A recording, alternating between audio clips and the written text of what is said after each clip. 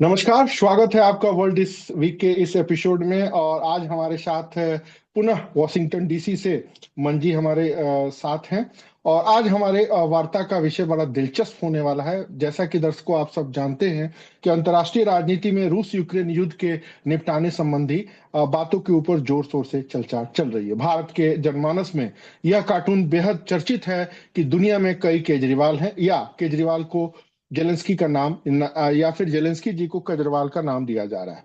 जो अभी सिनेरियो घटा है, खासकर डोनाल्ड ट्रंप और जेलेंस्की की बातों के बाद, उससे दुनिया भर में एक कंफ्यूजन का माहौल है कि आखिर रूस और यूक्रेन के युद्ध का भविष्य क्या होगा। क्या कह रही है यूरोप की जनता, क्या कह रहे हैं यूरोप के अतिरिक्त अमेरिकी जनमानस, और सबसे बड़ी बात, यूक्रेन के अखबारों में किस प्रकार की राजनीतिक हलचलों का दौर देखा जा रहा है। इन तीन एंगलों से हमें आज रूबरू कराएंगे वॉशिंगटन डीसी से पुनः मंजी। स्वागत है मंजी आपका। Thank you sir. बड़ा ही हॉट टॉपिक है। पूरी दुनिया भर में, अमेरिका में लोग चर्चा कर रहे हैं खूब इस चीज़ की। ऐसा ऐसी लाइव प्रेस कॉन्फ्रेंस इतिहास में कभी ना हुई थी, और आगे शक है ऐसी कभी होगी भी नहीं। तो जी। मुद्दा तो खैर काफी गर्म है। और आई होप आपने भी वो देखी होगी 10 मिनट की क्लिप, जिसमें खूब इल्जाम लगाए गए, उंगलियां दिखाई गई। बस मार पिटाई की नौबत रह गई थी बस। उसको छोड़कर सारा एंटरटेनमेंट था उसमें। यहाँ के आर्टिफिशियल इंटेलिजेंस वालों ने वो भी दिखा दिया कि दोनों लतम जुतम कर रहे हैं। ये एआई की कमाल वाली बात है। लेकिन सर, इस मुद्दे को अगर आप शुरू से देखेंगे ना, तो वो प्रेस कॉन्फ्रेंस जो शुरू के 30 मिनट की थी, वो काफी अच्छी जा रही थी। जी। वो लास्ट के 10 मिनट को अगर आप छोड़ देंगे ना, तो शुरू के 30 मिनट ट्रम्प और वैंस की जो स्टैंड था काफी क्लीन था। वो मजाक कर रहे थे। वो कह रहे थे तुम चिंता मत करो, हम सब संभाल लेंगे, तुम सिर्फ डील साइन करो। 30 मिनट्स तक सब कुछ होता रहा। मैं आपको शुरू से बताऊं तो शॉर्टकट में ये था। ट्रम्प उसको लेने आया गेट पर। गेट बिल्कुल। पे सबसे पहला उसने टिप्पणी करी, आज तो आप अच्छे कपड़े पहन कर आए हैं, जो कि एक व्यंग था।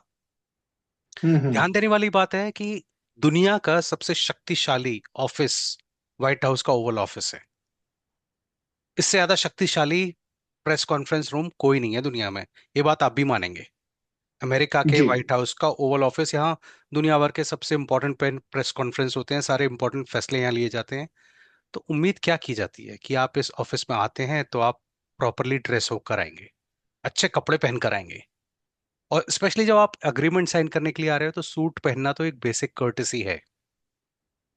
तो इस चीज से ट्रम्प ने ही चुटकी ले ली थी कि आज तो आप कपड़े पहन कर आए हैं। आप कपड़े क्या पहन के आए थे? आप आर्मी वाले बूट्स पहन कर आए हैं, जेलेंस्की साहब टी शर्ट पहन कर आए हैं। तो पहले 30 मिनट तो खूब हल्का फुल्का मजाक चलता रहा। एक रिपोर्टर ने पूछा भी कि आपके पास सूट नहीं है क्या? तो जेलेंस्की ने उसने भारत के हाँ, कही कही। हाँ सर। भारत के अखबार में इसकी तुलना केजरीवाल जी से खूब की जा रही है कि लंबा शॉर्ट, 5 रुपए का रिनॉल्ट पेन और वो 100 रुपए का चप्पल। हाँ खैर, तुलना तो की जाएगी। वो बनती है। पैरेलल्स तो वही है, एनालॉगस एक्टिविटी भी वही है। तो उस पे जेलेंस्की का उत्तर था कि जब हम लड़ाई जीत जाएंगे ना, तब मैं कॉस्ट्यूम पहन कर आऊंगा। ये उत्तर था। हम्म। मतलब आप सीज फायर की बात करने आए हो यहाँ पर, और आप बात कर रहे हो लड़ाई जीतने की। और फिर असली जो 10 मिनट का जो लड़ाई शुरू हुई, वो इस बात से शुरू हुई जब उसने उसे इतिहास के सबक देने शुरू किए कि पुतिन एग्रीमेंट नहीं मानता है, फलाना ढिमकाना। और फिर उसने ये बोल दिया ट्रम्प को कि आपको क्या है, आपके आपके देश के दोनों तरफ तो समुंदर है, आप पे कोई अटैक नहीं करता, हम्म। आपसे कोई वॉर नहीं करता। जिस दिन आपको पता हम्म। चलेगा, उस दिन आपको एहसास होगा। इस बात पे ट्रम्प बिदक गए। बोलते हमें जो एहसास होगा हम देख लेंगे, तू अपनी बात कर पहले। और यहां से लड़ाई शुरू हम्म। हुई। ओके सर, अखबारों में क्या इसके बारे में है? कुछ हम लोग को अखबारों की कतरन भी दिखाएं आप। हाँ बिल्कुल, मैं आपको तीन तरह के अखबार की कतरन दिखाना चाहूंगा। और आप और दर्शक लोग और आप अपना कंक्लूजन, अपना नतीजा खुद निकालिए, हमारे और आपके कहने पर ना जाएं। मैं आपको सबसे पहले जी। दिखाऊंगा सीएनएन की कतरन, जो यहाँ का लीडिंग न्यूज़पेपर चैनल वगैरह है। यूएस की जो हम्म। मेन स्ट्रीम मीडिया है, वो तो ये कह रही है कि ट्रम्प और वांस ने देश की नाक कटवा दी। इस तरह से बात नहीं करनी चाहिए थी। लेकिन इसमें कोई हमें अंदेशा नहीं है, क्योंकि ये पूरा लेफ्ट ड्रिवन मीडिया है। ये डे वन से हम्म। इनके अगेंस्ट है। जो राइट विंग हम्म। ट्विटर वगैरह हैं वो बहुत खुश हैं, हमारे पड़ोसी हम्म। खुश हैं, और हमारे जितने भी जान पहचान वाले लोग हैं वो खुश हैं कि ऐसे ही होना चाहिए था। दूसरी कतरन हम बात करेंगे यूक्रेन की। यूक्रेन की मीडिया क्या हम्म। कह रही है? आखिर यूक्रेन की जनता हम्म। को ही तो असर पड़ेगा इसका। तो यूक्रेन की मीडिया हम्म। क्या कह रही है उस पर बात करेंगे। और फिर अंत में हम बात करेंगे मॉस्को की, कि मॉस्को की हम्म। क्या रिएक्शन है। तो मैं स्क्रीन शेयर करता हूं हम्म। अपनी और आपको दिखाने की बिल्कुल। शुरुआत करता हूं। तो सबसे पहले आप ये देखिए, ये कीव का इंस्टाग्राम हैंडल है, कीव पोस्ट का। ओके। कीव पोस्ट मतलब यूक्रेन की सबसे लीडिंग न्यूज़पेपर। अच्छा। इसमें आप कार्टून में देख सकते हैं, जेलेंस्की को बीच में खड़ा करके सारे यूरोपियन लीडर्स फोटो खींच रहे हैं, आनंद ले, मजे ले आनंद रहे ले हैं। रहे हैं। ये पुराना पुराना है, लेकिन ये एक साल हम्म। पुराना है, लेकिन ये आज भी उतना ही इंपॉर्टेंस रखता है जितना वो ये पहले हम्म। रखता था। हम्म। अच्छा, अब दूसरा देखिए सीएनएन का न्यूज़पेपर। सीएनएन का अ, ये कहते हैं कि ये तो पूरा क्रिटिकल है, कि वाइस प्रेसिडेंट ने बीच में रुककर लड़ाई शुरू करवा दी थी, ऐसा नहीं होना चाहिए ओके। था। तो आप न्यूयॉर्क टाइम्स उठा लीजिए या वॉशिंगटन टाइम्स उठा लीजिए, वॉशिंगटन पोस्ट देख लीजिए, सब सब भर्त्सना कर रहे हैं कि ऐसा नहीं करना चाहिए था। लंच भी था उनका, लेकिन लंच खिलाया नहीं, उनको ऐसे ही भगा दिया गया। और जबकि जेलेंस्की हम्म। उसके बाद यूके पहुंचा है, उसने बोला है कि हम यूएस के लिए थैंकफुल हैं जो जो उन्होंने किया है। उन्होंने सब तो इतना ह्यूमर क्यों उड़ रहा है सर, निगेटिव, मजे लेने के लिए? ने मजे लेने वाली बात यह है कि इसका एक ही उद्देश्य था कि ये आए, ये अग्रीमेंट साइन हम्म। करे। अग्रीमेंट साइन किया ना, हम्म। ट्रम्प की हेडेक है वो पुतिन से कैसे नेगोशिएट करेगा, हम्म। कि सीज फायर करवानी है, और जो जमीन जहां से हमें रेयर मिनरल जो मेटल वगैरह हमें निकालना है हम कैसे निकालेंगे, वो उसकी हम्म। हेडेक थी। उसको सिर्फ साइन करवाना था, लड़ाई रुकवानी थी। बस हम्म। ये उद्देश्य था। अब रूमर ये उड़ रहे हैं कि वो इस 10 मिनट की लड़ाई के बाद ट्रम्प ने इसको बोल दिया अब आप जाओ यहां से, हम आपको हम्म। ना खाना खिलाएंगे ना हम आप साइन करवाने, आप जब तैयार हो साइन करने के लिए आइए। चर्चा तो यहाँ की मीडिया में ये भी है कि ट्रम्प जी कह रहे हैं कि पब्लिकली तुम माफी मांगो पहले हमसे, तब हम तुमसे अग्रीमेंट साइन करवाएंगे। हम्म। अब बात करते हैं हम यूक्रेन के मेन न्यूज़पेपर की। ये देखिए, हम्म। ये कीव पोस्ट है, यूक्रेन का नंबर 1 हम्म। न्यूज़पेपर। ये क्या कहता है? हम्म। वहां के लीडर्स जेलेंस्की को नाजी कह रहे हैं और ट्रेटर कह रहे हैं, गद्दार कह रहे हैं। वहां के लोगों का अच्छा। रिएक्शन है कि आपने जो किया है गलत किया है। हम्म। ऐसा क्यों? ऐसा इसलिए क्योंकि आपके पास एक मौका था कि अपने लोगों, आपको पता होगा जेलेंस्की जो है यहूदी है। अच्छा, ये नहीं उसको, पता था सर। हाँ, उसके पास मौका था कि आप न्यूज़ चैनल पे बीबीसी की रिपोर्ट्स वगैरह देखिए तो हम्म। रो भी रहे हैं, रहेंगे। हम्म। तो ये चीज भी एक काफी मायने रखने वाली बात है कि वहां की पब्लिक भी खुश नहीं है। ओके, वहां की वो भी लड़ाई पब्लिक का भी ये अंत कह रही है कि चाहते हैं। ये चीज बेटर हो सकती थी। हाँ, वो हम्म। भी हर, अब आप सोचिए 3 साल से लड़ाई चल रही है, हम्म। लोग मर से लड़ोगे। हम्म। ये बात जेलेंस्की को समझ में नहीं आ रही है सर। और देखिए सर, वो एक मेरे ख्याल से एक पपेट है, नथिंग मोर देन दैट। हाँ, डीप सबको, स्टेट वाला। हाँ, सबको अपने अपने हक साधने हैं। ये दूसरा अखबार है, हम्म। New voice of Ukraine. हम्म। इसमें भी यही सब बातें चल हम्म। रही हैं कि किस तरह से कि यूरोपियन लीडर्स आपके पीछे खड़े हैं लेकिन यूएस से नहीं है। Oval office clash with Trump. हम्म। कल आपको हम्म। एक बड़ी खबर और भी थी जो आपने शायद से ध्यान, पता नहीं लोगों ने दिया कि नहीं दिया। नॉर्वे की कंपनी ने यूएस के सबमरीन को, पनडुब्बी को फ्यूल देने से मना कर दिया। ये हम लोगों ने ध्यान नहीं दिया, कारण? हाँ, कारण ये था कि आप, अमेरिका ने जो जेलेंस्की के साथ किया वो हमें स्वीकार नहीं है, और नॉर्वे की हम्म। कंपनी ने तेल देने से मना कर दिया। अच्छा।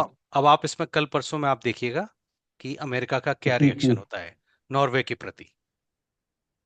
तो नॉर्वे तो पिद्दी सा देश है फिर भी। हाँ, फिर भी देखा जाएगा। और हम्म। फिर देखिए लास्ट में मॉस्को टाइम्स का क्या रिएक्शन है।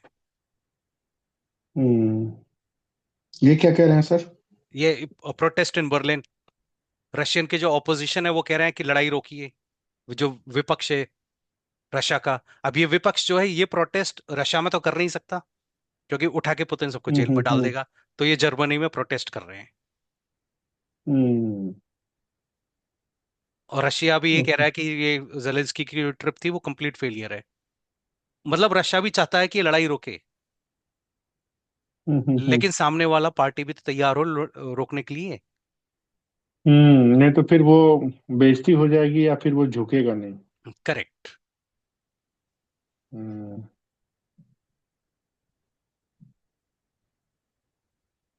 आगे सर, अब क्या अंतर विरोध है इसके बारे में?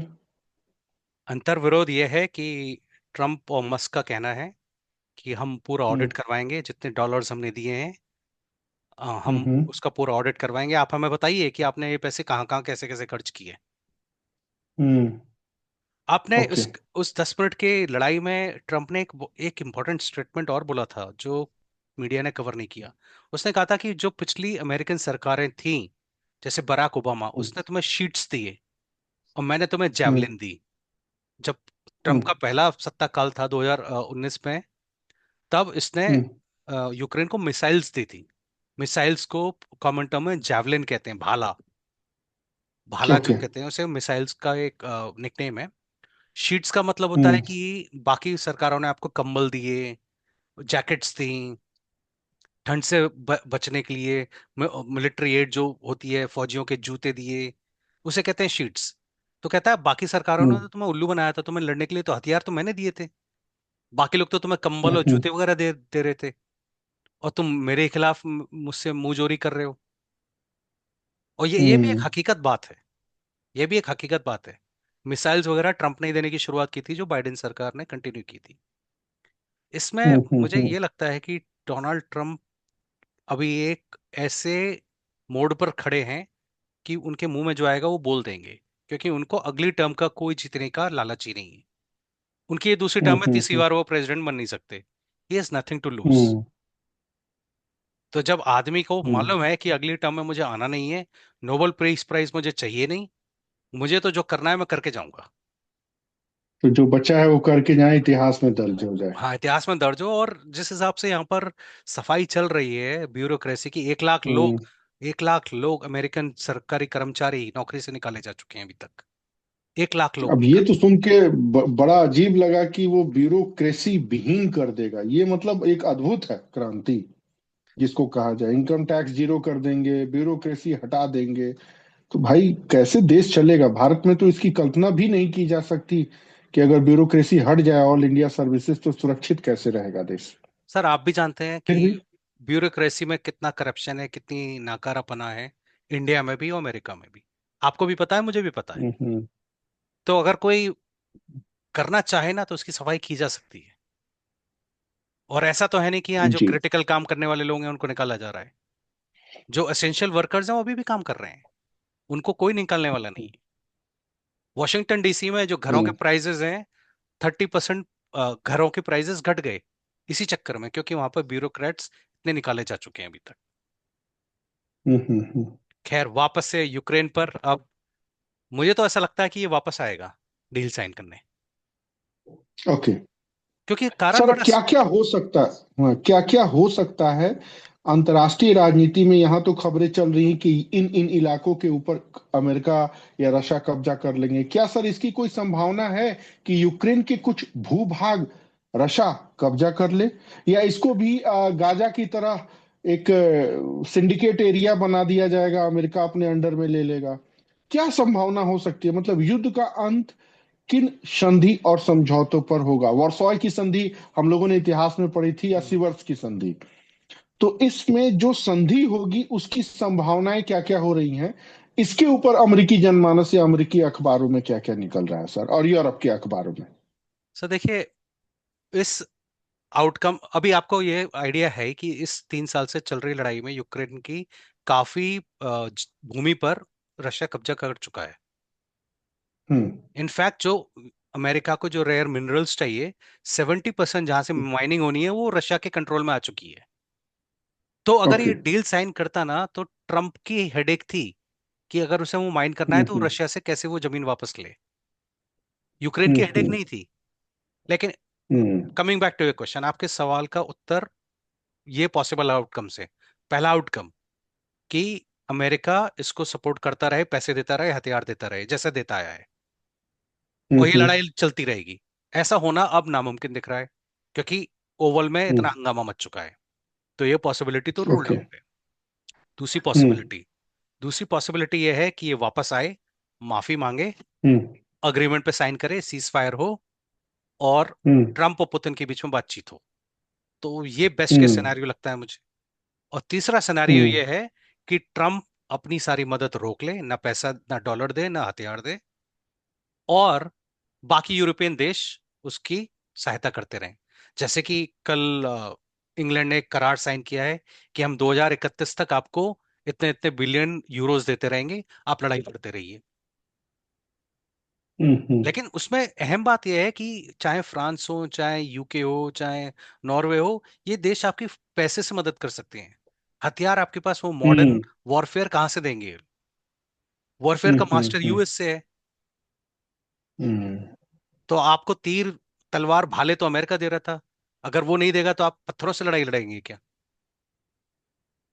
तो ये हम्म। तीन पॉसिबल आउटकम्स हैं। अब आप फैसला खुद बताइए कि आपको कौन सा पॉसिबल आउटकम ज्यादा सही लगता है।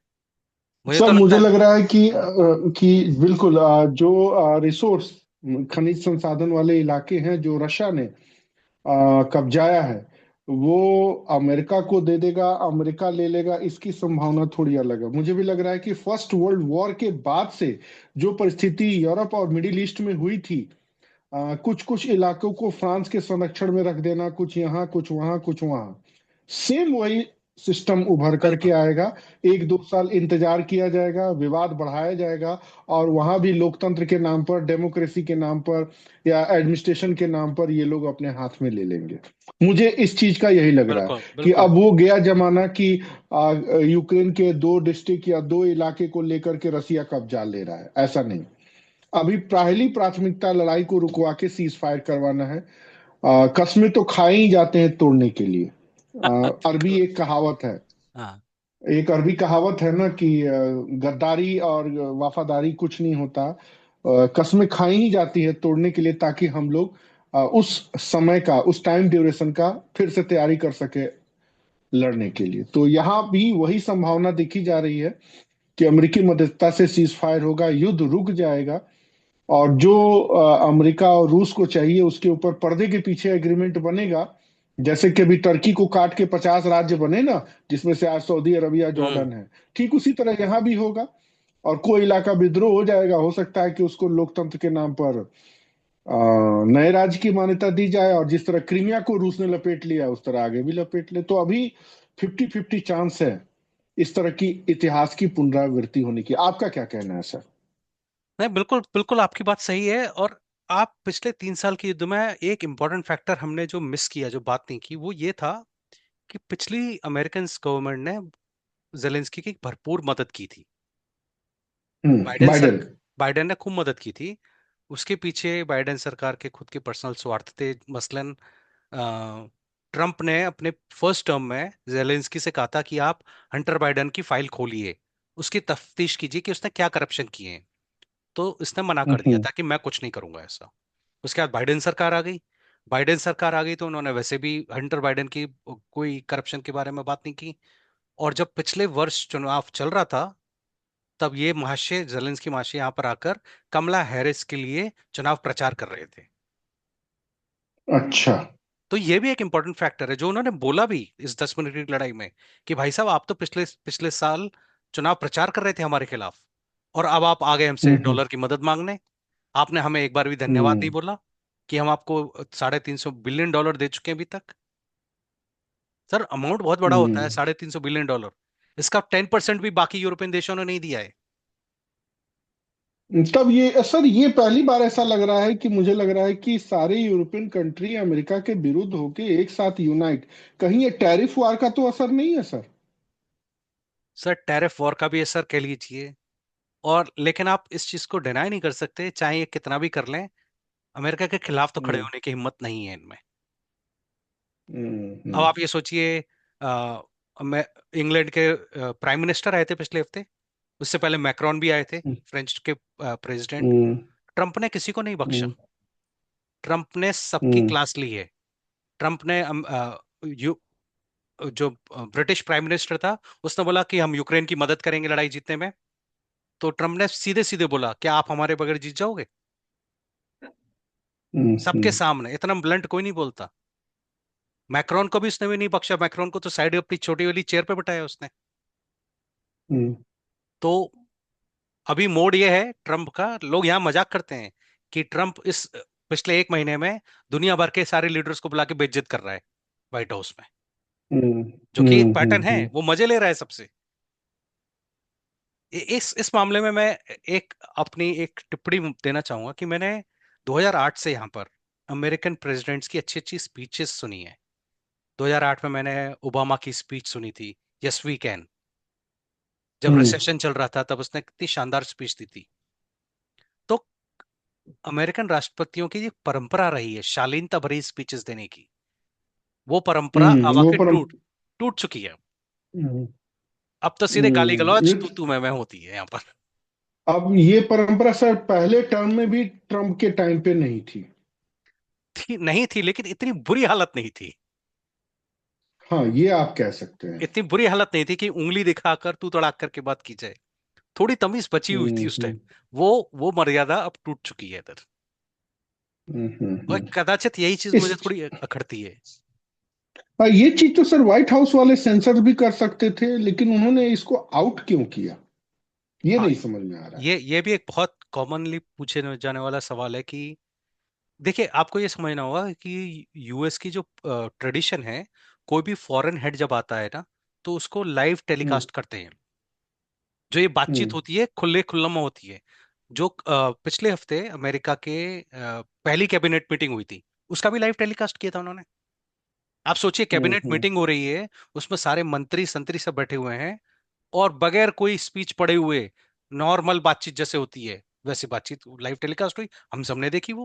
हम्म, तो ये अमेरिका का हम्म, एक ट्रेडिशन है कि जितनी भी स्पीचेस वगैरह होंगी, सब कुछ होगा बिल्कुल ट्रांसपेरेंट होगा। ये पर्दे के पीछे वाली हम्म, बात है ही नहीं इसमें कुछ भी। पर्दे के पीछे वाली बात एक होती है। चीज। हाँ, कही। हाँ, यस यस, प्लीज कंटिन्यू।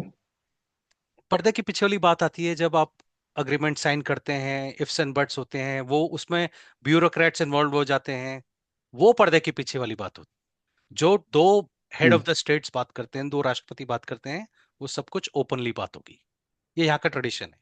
ये इंडिया में रहने वाले लोगों को थोड़ा अजीब सा लग सकता है, लेकिन यूएसए में ये बहुत नॉर्मल है। सर एक चीज और पूछना चाहता हूं कि इस पूरे प्रकरण में डीप स्टेट की भूमिका बहुत महत्वपूर्ण रही। इसके पहले जो यूक्रेन के सर्वे सर्वा थे, वो रशिया भाग गए, उनके विरुद्ध भी ये आंदोलन हुआ। ये बात हम लोग को पता नहीं थी। और दुनिया में कई तरह के जेलेंस्की हैं, जैसे भारत में केजरीवाल जेलेंस्की के एक उदाहरण है डीप स्टेट की भूमिका। ठीक उसी तरह आज तमिलनाडु में चुनाव हो रहा है और एक फिल्म अभिनेता जोसफ विजय टोटली फंडेड है, कहा तो जा रहा है वेटिकन उनको फंडेड कर रहा है। तो आज दुनिया भर में 22 राष्ट्राध्यक्ष डीप स्टेट के प्रोडक्ट माने जा रहे हैं।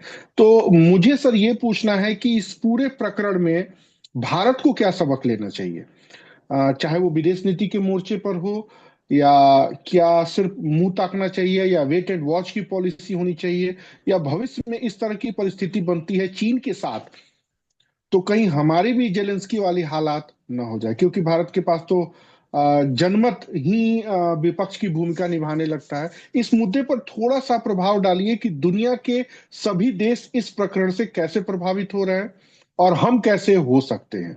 यहीं पर मैं अपनी बात समाप्त इसके बाद कर दूंगा। इस मुद्दे को थोड़ा गहराई से डालें तो हमें थोड़ा पता भी लगे कि दुनिया की अगर कोई घटना घट रही है तो हम उससे कैसे डायरेक्ट या इनडायरेक्ट प्रभावित हो सकते हैं।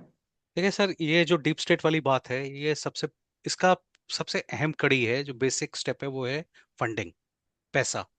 हम्म, ऑब्वियसली बात है, ये जितने भी पपेट हेड्स बनते हैं वो सारे पैसे के दम पे बनते हैं। पैसा नहीं आएगा तो आप सत्ता को अपने कब्जे में नहीं ले सकते। बांग्लादेश इसका बेस्ट एग्जाम्पल है। हम्म, बांग्लादेश में कूप हुआ, स्टूडेंट स्टूडेंट आंदोलन हुआ, मोहम्मद यूनुस हेड बन गए। सबको पता है अमेरिका का एड काफी उसमें काम कर रहा था, पिछली सरकार में काफी हुआ। यहाँ आते ही इसने हम्म, सबसे पहले यूएस एड रोकी। हम्म। यूएस एड में जितना भी पैसा बांग्लादेश या for for example African countries कहीं भी जो पैसा जा रहा था सब रुक गया। हम्म। तो अमेरिका से ही सबसे ज्यादा डॉलर अमाउंट निकलता था। बाकी जो वेटिकन है या फिर बाकी जो कंट्रीज का है वो उतना अमाउंट नहीं था। तो यूएस एड के रुकने हम्म। से ही एक सिंपल सी फैक्टर सामने निकल के आता है। अगर फंडिंग को आप रोक लेंगे, फंडिंग को कंट्रोल कर लेंगे, तो आप ऐसे हम्म। जेलेंस्की वाले कांड बड़े आराम से प्रिवेंट कर सकते हो। और मेरे को ऐसा लगता है कि इंडिया ने पिछले 3-4 सालों में इस फील्ड में अच्छा काम किया है कि जो बाहर से पैसा आ रहा है, फंडिंग आ रही है, उसके सोर्सेज ये हम्म। पकड़ के बैठे हुए हैं और इफेक्टिव किया जा मैंने सकता है। तो हाँ, कहिए। जी, आंकड़े याद रखे हैं। 22,000 एनजीओ, 68,000 एनजीओ, 3 लाख एनजीओ, अब तो आंकड़े याद हो चुके हैं। और क्या हो सकता है सर? सबसे मेरा तो एक ही मानना है सर, आप पैसे को काट दीजिए, पैसे इनकमिंग फंड को काट दीजिए, सारी एक्टिविटीज अपने आप रुक जाएंगी। भूखे पेट भजन ना हो हम्म। ए गोपाला। हम्म। हम्म। सारी जो क्रांतियां हैं वो पैसे से ही चलती हैं। भूखे पेट कोई क्रांति नहीं होती। हम्म। बाकी तो खैर इस पे हम बहुत डिस्कस कर सकते हैं, लेकिन यही एक इम्पोर्टेंट टेक अवे है हमारे लिए, भारतीय हम्म। सरकार के लिए, जो कि मुझे लगता है वो पहले से ही इस फील्ड में बहुत एक्टिव है। और जब से ट्रम्प ने वो सारी लिस्ट दी है कि अमेरिकन एड की सहायता किसको मिली, कैसे मिली, तब से हम और ज्यादा सजग हो गए।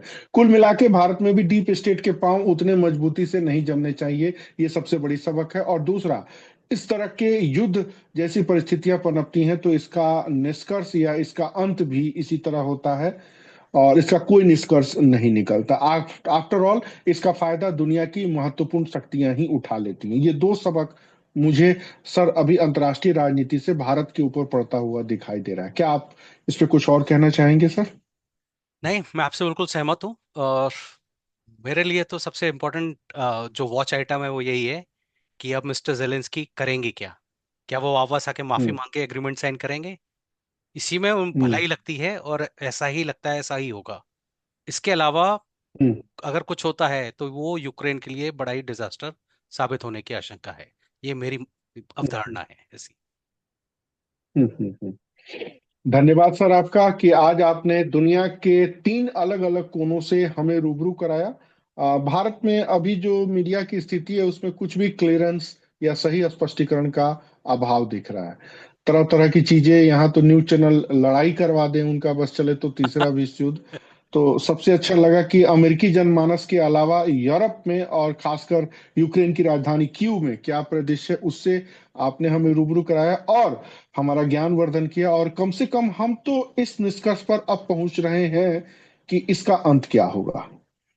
और तीसरी बात कि रूस और अमेरिका में कहीं दोस्ती नहीं हो रही है, सीज फायर हो रहा है। शायद अगले लोग थक गए हैं अगली रणनीति के लिए, पुनः नए समर पे, मतलब संघर्ष विराम संघर्ष वाली स्थिति। जी तो बड़ा बिल्कुल। अच्छा लगा सर कि आज आपने आधे घंटे की वार्ता में दुनिया के 3 अलग अलग कोने से हमें सजीव बातें दिखाई, जो कि भारत के पूर्वाग्रहपूर्ण मीडिया में हमारे सामने नहीं आ रहा। बहुत बहुत धन्यवाद।